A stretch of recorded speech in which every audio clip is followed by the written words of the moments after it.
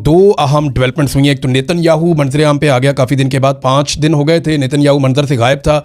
ये कहाँ पे आया, कैसे आया, क्या बात की। इसके अलावा एक और बहुत बड़ी डेवलपमेंट है। पहला स्टेटमेंट आया है ईरान के नए सुप्रीम लीडर की जानिब से, और उन्होंने जो स्टेटमेंट दिया है वो किसी सूरत मुख्तलिफ नहीं है पुराने जो शहीद हो गए आयतुल्लाह खामनाई सुप्रीम लीडर थे ईरान के, उनके स्टेटमेंट से ज़्यादा मुख्तलिफ नहीं है। यानी यहाँ से पता चलता है कि डोनाल्ड ट्रंप ने सिर्फ एक बड़ी शख्सियत को शहीद किया है, या इसराइल ने और अमेरिका ने मिलकर, और कोई बदलाव नहीं आया ईरान के अंदर, कोई सोच में तब्दीली नहीं आई। पहले मैं स्टेटमेंट आपको बताता हूँ। जो स्टेटमेंट दिया है नए सुप्रीम लीडर ने, मुश्तबा खामनेई, उन्होंने कहा मेरी वालदा, मेरे वालिद, मेरी बहन, मेरे बेटे, मेरी भांजी और मेरी बीवी को शहीद कर दिया गया, लेकिन मैं सब्र करूँगा, अल्लाह मुझे सब्र दे, सब्र के साथ तकलीफ़ बर्दाश्त करूँगा, शोहदा के खून का हिसाब लूँगा। अब उन्होंने जो अमेरिका को और इसराइल को तंबीह की है या जो वार्निंग दी है वो मैं आपको बताता हूँ। मुश्तबा खामनेई का जो पहला स्टेटमेंट है उसमें वो कहते हैं कि अमेरिका मशरिक़ वस्ता में अपने फ़ौजी अड्डे बंद करे वरना हमले जारी रहेंगे, यानी ईरान हमले बंद नहीं करेगा।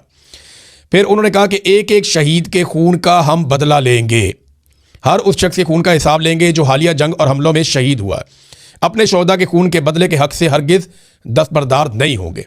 ये जनाब एक अज़म है आयतुल्लाह मुश्तबा खामनेई का। और साथ ही उन्होंने कहा कि अमरीकी फ़ौजी अड्डे फौरी तौर पे बंद होने चाहिए, जब तक वो बंद नहीं होंगे खित्ते में तब तक हम अपने हमले जारी रखेंगे। उन्होंने कहा कि मौजूदा हालात में मेरी जिम्मेदारियां बहुत बढ़ गई हैं और वो कौम की हमायत को अपनी सबसे बड़ी ताकत समझते हैं। दुआ गो हूँ कि अल्लाह मुझे कौम की बेहतर रहनुमाई करने की तौफीक अता फरमाए। फिर उन्होंने कहा दुश्मन अवाम को निशाना बना रहा है।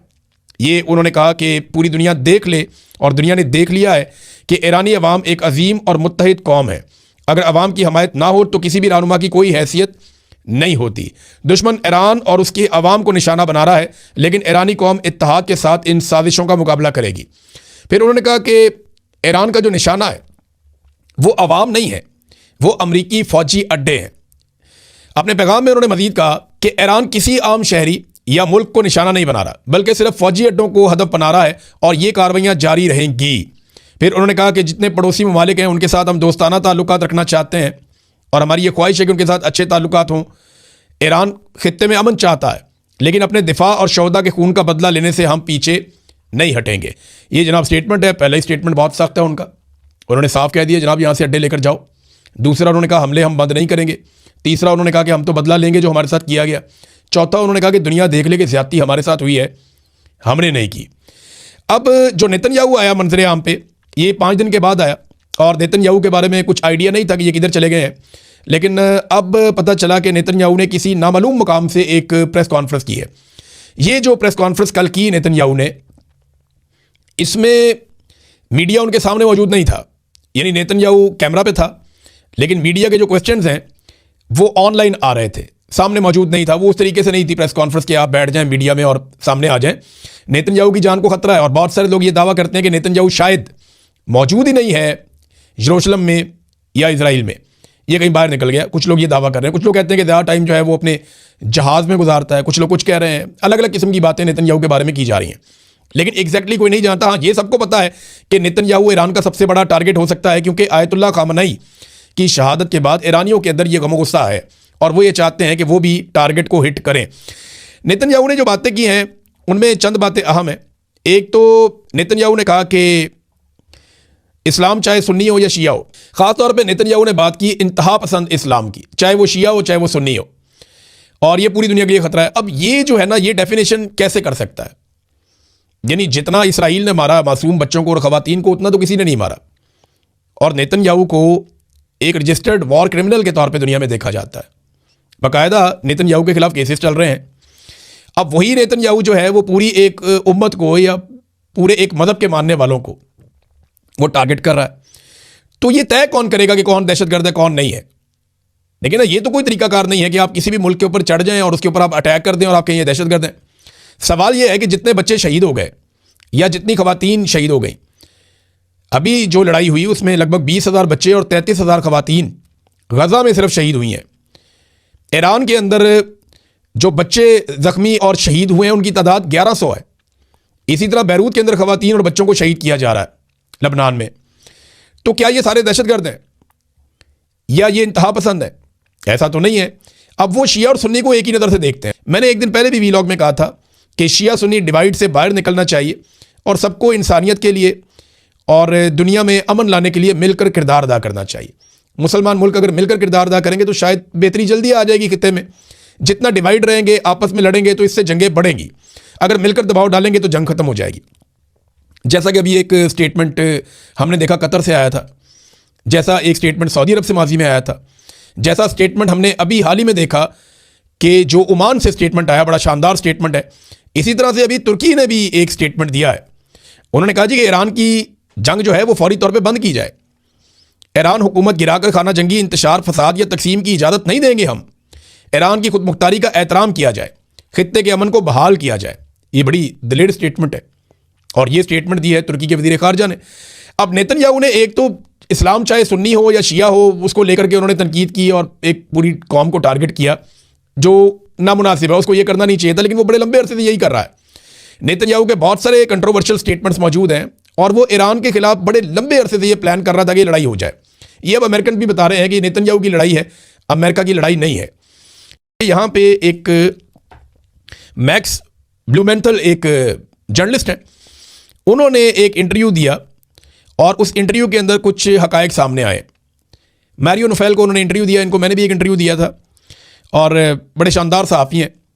तो उनको उन्होंने इंटरव्यू देते हुए बताया कि एक ऑडियो लीक हुई है और ये जो ऑडियो लीक हुई है ये आईपैक के CEO की ऑडियो है जो लीक हुई है।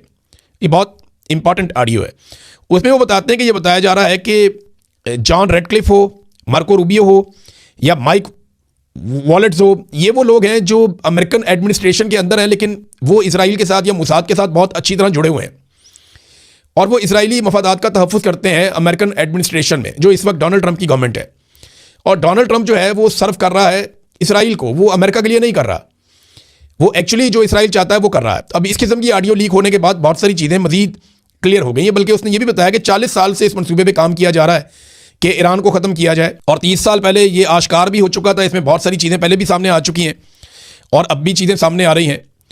तो ये लड़ाई कभी भी अमेरिका की लड़ाई नहीं थी, ना अमेरिका को इसमें कोई ख़तरा था, लेकिन अमेरिका की मौजूदा एडमिनिस्ट्रेशन को बड़े अच्छे तरीके से इसराइल ने इस्तेमाल किया और इस लड़ाई के अंदर उनको धकेल दिया। अब वहाँ पर रजीम चेंज करने की कोशिश तो कामयाब हुई नहीं, वो नेतन्याहू मान भी गया। उसने कहा ईरानी अवाम की कोशिशों के बगैर हुकूमत का तख्ता नहीं उल्टाया जा सकता, हमें उम्मीद है कि हुकूमत गिर जाएगी। हुकूमत ना भी गिरी तो ये बहुत कमज़ोर हो जाएगी। यानी इस बात का नेतन्याहू के पास कोई जवाब नहीं है। बल्कि हुआ ये कि आयतुल्लाह खामनाई की शहादत के बाद ये हुकूमत ज़्यादा मजबूत हो गई, वो ज़्यादा तगड़ी हो गई। इस बात का ना तो आइडिया था अमेरिका को और ना ही आइडिया था इसराइल को। इनकी कैलकुलेशन कुछ और थी। यानी अगर आप ये देखना चाहें कि डोनाल्ड ट्रंप के कौन से बड़े अहम मंसूबे थे जिन पे वो अमल दरामद करना चाह रहे थे इस जंग के जरिए से, या कौन से वो टारगेट थे जिनको अचीव करना था, 4 हदफ थे जो मुकर्रर किए थे डोनाल्ड ट्रंप ने, ये सेट किए हुए थे कि ये हमने करना है। अब नंबर 1 तो ये था कि हुकूमत तब्दील की जाए वहाँ पे, तो हुकूमत तब्दील हो सकी नहीं, बल्कि वो ज़्यादा मजबूत हो गई। नंबर 2 ये था कि अस्करी तौर पर मुकम्मल तबाही फैला दी जाए और मफलूज कर दिया जाए ईरानी फ़ौज को। क्या ये हो सका? अगर ये हो जाता तो आबने हरमज़ पे इस वक्त ईरान का कंट्रोल ना होता। वो अभी भी मिसाइल मार रहे हैं, उन्होंने कोई 42वीं लहर मिसाइलों की भेजी है इसराइल की तरफ और वो एक एक करके टारगेट अचीव कर रहे हैं। वो लड़ाई बंद ही नहीं करना चाहते, तो इसका मतलब है दूसरा टारगेट भी अचीव नहीं हुआ। तीसरा, डोनाल्ड ट्रंप ने कहा जी एटमी और मिसाइल प्रोग्राम हमने ख़त्म करना है। तो मिसाइल तो अभी भी मार रहा है ईरान, और एटमी प्रोग्राम के बारे में तो डोनाल्ड ट्रंप ने आज से 6 महीने पहले जून 2025 में कहा था कि हमने ख़त्म कर दिया। तो जब वो ख़त्म कर दिया था तो अब कैसे शुरू हो गया? तो ये हर मरतबा एक दावा करते हैं, आज भी ईरान के पास वो सलाहियतें बाकी हैं। चौथा ये था कि जो ईरान का एक प्रॉक्सी नेटवर्क है पूरे खित्ते के अंदर, वो ख़त्म कर दिया जाए। यानी ईरान जो सपोर्ट करता है हिजबुल्लाह को या हमास को या बाकी जगहों पे जो सपोर्ट करता है, वो नेटवर्क ख़त्म हो जाए, या हौसियों को सपोर्ट करता है, वो और तगड़े हो गए। और अब वो ऐसा लगता है कि मिशन डोनाल्ड ट्रंप का मुकम्मल नहीं हुआ। यानी जो 4 बड़े अहदाफ थे, चारों डोनाल्ड ट्रंप हासिल करने में अभी तक तो कामयाब नहीं हुए। लेकिन डोनाल्ड ट्रंप दावा बार बार करते हैं कि जी हमें बहुत फ़ायदा हो रहा है इस लड़ाई का। डोनाल्ड ट्रंप ने यह भी कहा कि जब दुनिया में पेट्रोल महंगा होता है तो अमेरिका को उसका फ़ायदा होता है, क्योंकि अमेरिका अपना पेट्रोल जो है इजाफी बहुत ज़्यादा पेट्रोल है हमारे पास, तो हम दुनिया को महंगा बेच देते हैं। लेकिन हकीकत इसके बरक्स है। इस वक्त इस जंग में जो पेट्रोल महंगा हुआ उसका सबसे ज़्यादा फ़ायदा किसने उठाया? वो रशिया ने उठाया। रूस जो है उसके ऊपर जो पाबंदियाँ थी वो अब उस तरह से नहीं है। दुनिया रशिया से पेट्रोल लेना शुरू हो गई है और रशिया के जहाज़ों को कोई नहीं छेड़ता। वो जा रहे हैं दुनिया में और पेट्रोल दे रहे हैं। वजह यह है कि यहाँ खलीज से पेट्रोल रुक गया तो कहीं से तो पूरा करना था, तो रशिया ने अपनी रसद बढ़ा दी है। अच्छा, दो लोग अपना पेट्रोल ज़्यादा कर चुके हैं। एक तो ईरान पहले से ज़्यादा पेट्रोल रवाना कर रहा है इसी खित्ते में से, तो ईरान ज़्यादा पैसा बना रहा है पेट्रोल की मद में। और दूसरा अगर आप देखें तो रशिया का पेट्रोल पहले से ज़्यादा बिक रहा है। एक रिपोर्ट के मुताबिक $150 मिलियन इजाफी रोज़ाना कमा रहा है रशिया। जितने पैसे रोज़ कमाता था उससे $150 मिलियन ये रोज़ाना रूस कमा रहा है। दूसरी जानिब यूक्रेन की मदद करने के लिए, उसको असला देने के लिए यूरोपीय ममालिक अपना हेल्थ का बजट, अपना एजुकेशन का बजट वो उसको कम कर रहे हैं। रिपोर्टें हैं, आप जाके पढ़ दें। यानी यूरोपीय ममालिक अपना हेल्थ का और एजुकेशन का बजट कम कर रहे हैं कि हम यूक्रेन को हथियार दें और मुकाबला करें रशिया का। और दूसरी तरफ अमेरिका ने जो इकदाम उठा लिए हैं उनके बाद रशिया को वैसे ही फायदा हो रहा है कि उनका पेट्रोल ज़्यादा बिक रहा है और वो इजाफी $150 मिलियन रोज़ाना का कमा रहा है। तो रशिया की तो चांदी हो गई। अब ये जो यूरोपीय ममालिक है इनको जाके पूछना चाहिए डोनाल्ड ट्रंप से कि आप तो कहते हैं मुनाफा आपको हो रहा है, लेकिन यहाँ पे चांदी हो गई है पुतिन की और पैसा बना रहा है रशिया। और इंडिया जो है वो रशिया का तेल खरीद रहा है। अमेरिका को कोई एतराज़ नहीं है, अमेरिका ने उनको इजाज़त दे दी है, लेकिन पाकिस्तान नहीं खरीद सकता, पाकिस्तान को इजाज़त नहीं मिलती। हालांकि फेवरेट फील्ड मार्शल पाकिस्तान वाला है, हालांकि सबसे अच्छा वज़ीर आज़म जो आंखें भी मारता है, पॉलिश भी करता है, तारीफ़ें भी करता है, सलूट भी मारता है, जब कहो खड़ा हो जाता है, जब कहो बैठ जाता है। तो ऐसा वज़ीर आज़म भी कहीं नहीं मिलेगा ना। इतना अच्छा टॉय तो चाइना भी नहीं बनाता जितना अच्छा उनको मिला हुआ है डोनाल्ड ट्रंप को। तो फेवरेट बंदे यहाँ पे हैं, लेकिन फ़ायदा इंडिया को हो रहा है। यानी पाकिस्तान से लिया जा रहा है टैरिफ 19% और इंडिया से 18%। यानी इंडिया का जो पासपोर्ट है उसकी 2 दर्जे बेहतरी होगी और पाकिस्तान की 2 दर्जे तनज़ली हो गई। इंडिया के ऊपर पाबंदी नहीं लगी, लेकिन पाकिस्तान के वीज़ाज़ के ऊपर पाबंदियां लगा दी अमेरिका ने। अब अगर ये सारी चीज़ें प्लस माइनस करें तो डोनाल्ड ट्रंप को सिर्फ 2-3 लोग पसंद है पाकिस्तान में, क्योंकि वो डोनाल्ड ट्रंप का काम करते हैं। लेकिन बतौर मुल्क डोनाल्ड ट्रंप को इंडिया पसंद है। वो फ़ायदा इंडिया को दे रहा है, कारोबार इंडिया के साथ कर रहा है। अभी रिलायंस ग्रुप के साथ मिलकर वो एक बड़ी रिफाइनरी लगाने जा रहे हैं और ये इन्वेस्टमेंट भी अमेरिका में हो रही है। लिहाजा अमेरिका का झुकाव इंडिया की तरफ रहेगा, पहले भी था। पाकिस्तान में सिर्फ उनको 2-4 कठपुतलियां मिल गई हैं फॉर द टाइम बीइंग। और देखें ना, अभी ये बात अमेरिकन कह रहे हैं, उनके दिफाई तजियाकार भी कह रहे हैं, उनकी गवर्नमेंट के ऑफिशियल भी कह रहे हैं कि अगर हमारे पास बगराम एयरबेस होती तो हम ईरान के ऊपर ज़्यादा बेहतर अटैक कर सकते। अब जब से उन्होंने कहा है कि हमें बगराम एयरबेस चाहिए, तब से अब तक पाकिस्तान की एयरफोर्स अफगानिस्तान पे बार बार अटैक करती है। और वजह हमें यह बताई जा रही है कि पाकिस्तान में दहशतगर्दी हो रही है। पाकिस्तान में तो दहशतगर्दी बड़े लंबे अरसे से हो रही है और इसकी वजह सिर्फ आप अफगानिस्तान की हुकूमत में तलाश नहीं कर सकते। इन दहशतगर्दों को बनाया किसने, लाया कौन, बसाया किसने, जब तक आप उनकी अकाउंटेबिलिटी नहीं करेंगे और जब तक आप अपनी पॉलिसी नहीं बदलेंगे, पाकिस्तान में ये दहशतगर्दी खत्म नहीं होगी। आपको बैठ कर ये करना पड़ेगा। आप सिर्फ एयर स्ट्राइक्स के जरिए से दहशतगर्दी खत्म नहीं कर सकते। तो नाज़रीन, डोनाल्ड ट्रंप के दावे अपनी जगह पे। द स्पेक्टेटर इंडेक्स के मुताबिक अमेरिका में गुज़िश्ता 24 घंटों में $900 अरब का नुकसान हुआ उनकी स्टॉक मार्केट में। ये नाज़रीन हालात हैं वहाँ पे कि उनकी स्टॉक मार्केट नीचे जा रही है, स्टॉक मार्केट उनकी डूब रही है।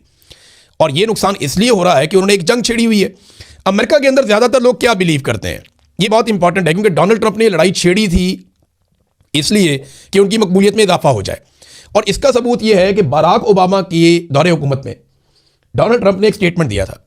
डोनाल्ड ट्रंप ने यह कहा था कि बराक ओबामा अपनी मकबूलियत को बढ़ाने के लिए ईरान के ऊपर अटैक कर सकता है, इसलिए कि बराक ओबामा के अंदर डायलॉग्स के जरिए से मसला हल करने की कैपेसिटी नहीं है। यह डोनाल्ड ट्रंप का अपना स्टेटमेंट था। और डोनाल्ड ट्रंप के दिमाग में यह बात थी कि जब भी ईरान के ऊपर अटैक कोई करेगा तो उसकी मकबूलियत में इजाफा होगा। और अब डोनाल्ड ट्रंप एक ऐसे शिकंजे में फंस गया, ये एप्स्टीन फाइल्स की मैं बात कर रहा हूं, दीगर इश्यूज हैं अमेरिका के अंदर बहुत सारे। अमेरिका के अंदर जो इस वक्त महंगाई है, जो बाकी मामलात हैं, लोग बहुत नाराज हैं और डोनाल्ड ट्रंप की पॉलिसी से खुश नहीं है। तो इस वजह से इन सारी प्रॉब्लम का सोल्यूशन उसने देखा कि ईरान पे अटैक कर देते हैं। लेकिन ये अटैक पहली मरतबा ऐसा हुआ कि अमेरिका ने किसी मुल्क पे अटैक किया और उल्टा पड़ गया। वो इंतहाई गैर मकबूल किस्म का एक फैसला है। और अमेरिका की अवाम क्या समझती है, जरा ये आप देखें। अमेरिका की अवाम से जब पूछा गया कि उनके ख्याल में डोनाल्ड ट्रंप ने ये क्यों किया, तो उनकी अक्सरियत ये कहती है कि डोनाल्ड ट्रंप का ये सारा कुछ करने के पीछे जो सबसे बड़ा रीज़न है वो एप्स्टाइन फाइल से तवज्जो हटाना है। यानी अवाम की अक्सरियत ये समझती है अमेरिका में कि डोनाल्ड ट्रंप ने ये जो कुछ भी किया वो इसलिए किया कि वो एप्स्टाइन फाइल से तवज्जो हटाना चाहते हैं, और ये अवामी सर्वे के अंदर आ गई चीज़। तो ये एक हकीकत भी है और बहुत सारे सियासतदान भी ये इल्ज़ाम लगा रहे हैं। मुझे ज़ाती तौर पे भी यही लगता है कि जिस किस्म की वो फाइल है, जिस किस्म की चीज़ें उसमें आ गई हैं, अमेरिका जैसी सोसाइटी में इसको बर्दाश्त नहीं किया जा सकता। और डोनाल्ड ट्रंप के लिए ये एक गड़ा है। अब एक तरफ खड़ा है, एक तरफ खाई है, डोनाल्ड ट्रंप बीच में खड़ा है, कुछ समझ नहीं आ रही। एक पंगा ले लिया ईरान के साथ लड़ाई का, वो मतलूबा अहदाफ भी हासिल नहीं हुए, अब लोगों को भेज भेज के कह रहे हैं जनाब सुलह करवा लें। वो सुलह करने के लिए भी तैयार नहीं है, बल्कि यहां पे डोनाल्ड ट्रंप ने एक धमकी लगाई। डोनाल्ड ट्रंप ने कहा कि जी 1 घंटे के अंदर हम ईरान की बिजली पैदा करने की सलाहियत को खत्म कर सकते हैं, लेकिन हमने अभी तक ऐसा किया नहीं। देखें, ये ग्रिड के ऊपर मारेंगे और जो तवानाई का पूरा सिस्टम है ईरान का, उसको तबाह कर देंगे। ये अमेरिकन को इसका आइडिया है ये कैसे करना है, ये इजरायली भी जानते हैं कि ये कैसे करना है। और उसके बाद ईरान में एक शटडाउन हो जाएगा, ईरान के अंदर बिजली का सारा निज़ाम दरमबरम हो जाएगा और फिर वहाँ बिजली नहीं होगी। लेकिन इसके बदले में ईरान क्या करेगा, तो वो स्टेटमेंट भी आप देख लें।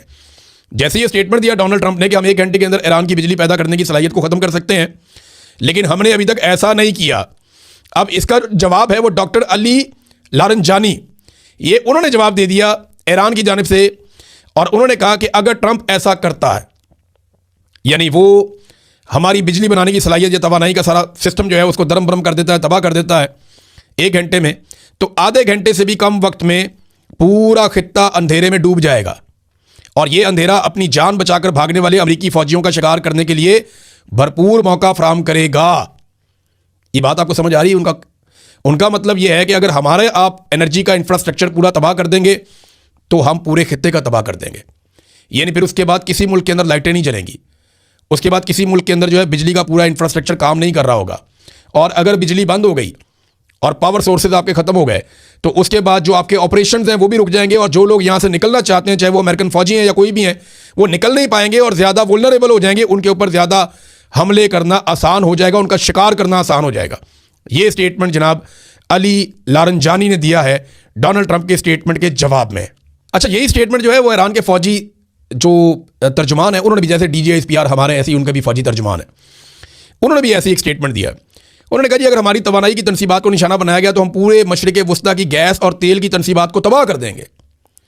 ईरान ने अमेरिका और इसराइल को खबरदार किया है कि तवानाई के इंफ्रास्ट्रक्चर पर हमले खित्ते में बड़ी और खतरनाक कशीदगी को जन्म देंगे।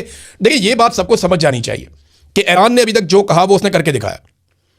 जब इन्होंने कहा जी कि हम अमेरिका और इसराइल ने कहा कि हम ईरान के ऊपर अटैक करेंगे, उन्होंने पहले कहा था कि हम आपके जितने फौजी अड्डे हैं सबके ऊपर अटैक करेंगे, हम आपके बहरी बेड़ों के ऊपर अटैक करेंगे, हम इसराइल के ऊपर वापस अटैक करेंगे। जो जो ईरान ने कहा उसने वो किया। जिस तरह के हमले ईरान के ऊपर हुए उस तरह के हमले उन्होंने वापस किए। और अब ईरान ये कह रहा है कि अगर हमारे तवानाई के इंफ्रास्ट्रक्चर को तबाह किया तो हम पूरे खित्ते की सारी बिजली बंद कर देंगे, फिर तेल के और गैस के जो ज़खायर हैं उनके ऊपर भी अटैक करेंगे। और ये इतना बड़ा नुकसान हो जाएगा पूरे रीजन का कि कई सालों तक इनकी कमर सीधी नहीं होगी।